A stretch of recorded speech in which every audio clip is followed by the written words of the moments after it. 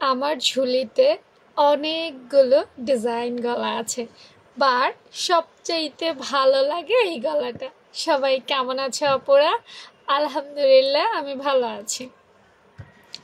এই গলাটা নিয়ে আমি এত বেশি এক্সাইটেড যে কি বলবো, বলে বোঝানো যাবে না।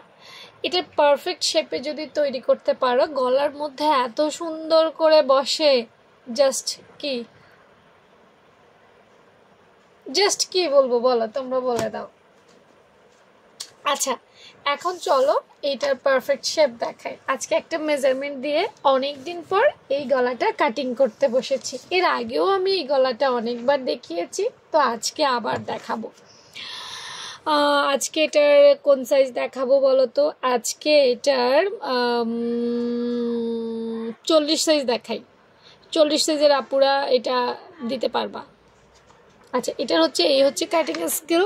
এভাবেই আমরা কাটিং করব। তারপর এটা একটু সরাই ফেলে এবং কি নিব, একটা কাগজ নিব। এটাকে বক্রম ভাবতে পারো, বক্রমও সাদা কালার, এটাও সাদা কালার। শুধু শুধু আপু বক্রম ব্যবহার করে নষ্ট করতে চাই না, কি বলো?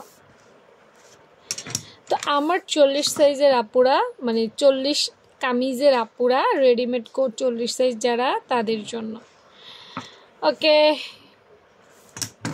40 সাইজ আপুদের জন্য পাশ থেকে নেবে 3 ইঞ্চি। এটা বক্রমে, বারবার বলি, বক্রমের মেজারমেন্ট এবং কাপড়ের মেজারমেন্ট কিন্তু আলাদা, এটা মনে রাখতে হবে। হ্যাঁ, আচ্ছা, পাশে নিলাম 3 ইঞ্চি। এই যে এখানে এটা আমার স্কেলের বাড়তি আছে, একটু বুঝে নিও। অনেকে ভাববে আপু আবার সরাই নিল কেন। আচ্ছা, 3 ইঞ্চি। আর এটা পাশের মাপ নিয়েছি 3 ইঞ্চি। আর তোমার লম্বার মাপ নিব 6.5। ঠিক আছে, 6.5 নিব। নাও, 6.5। আমাদের মূল মেজারমেন্ট হয়ে গেছে 3 আর 6.5, মানে 6.5 হয়েছে। এবার আমরা কাটিং স্কেলে চলে যাব, যেটা তোমরা বেশি পছন্দ করো। ওকে, এখন দেখো, এই যে ছবির মতো যতটা সুন্দর, ততটা সুন্দর করার জন্যই মূলত আমাদেরকে আসলে কাটিং স্কেলটা ব্যবহার করতে হবে। দেখেছো এটা কি সুন্দর হয়ে উঠেছে? এই ছবির মতো করতে হলে, আর নাহলে তুমি এমনিও কাটো, কোনো সমস্যা নেই। আমি এই কর্নার থেকে একটা মাপ দিব এভাবে। এই দেখো, এই যে কর্নার দেখছো, এইভাবে একটা মাপ দিব। এবং এখানে আমি 2 ইঞ্চি, খেয়াল করো, এই যে এখান থেকে ধরে 2 ইঞ্চি, আমার মাথায় কিন্তু বেশি আছে। হ্যাঁ, আমি এই 2 ইঞ্চির মধ্যে এভাবে একটা দাগ দেব, ব্যাস, জাস্ট 2 ইঞ্চি। এখান দিয়ে একটা দাগ দিব, এখান দিয়ে একটা দাগ দেব, 2 ইঞ্চি, বুঝছো নি? এরপর কি করব দেখো, এখান থেকেও আমরা 2 ইঞ্চি বা 2.5 ইঞ্চিতে নামাতে পারি, এটা তেমন একটা ফ্যাক্ট না। আমি 2 ইঞ্চিতে মার্ক দিচ্ছি, অর্থাৎ এখান থেকেও 2 দিছি, এখান থেকেও 2 দিছি, এখান থেকেও 2 দিছি, সবগুলো জায়গায় 2 দিছি পারফেক্ট করার জন্য।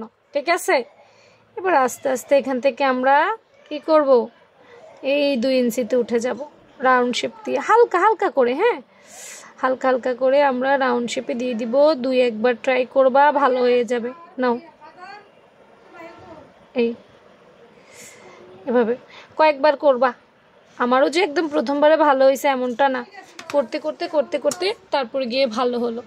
এখন এটা কেটে ফেলবো সুন্দর করে, সুন্দর করে, সুন্দর করে, সুন্দর করে। আমি বলছি আর কাটছি, দেখো।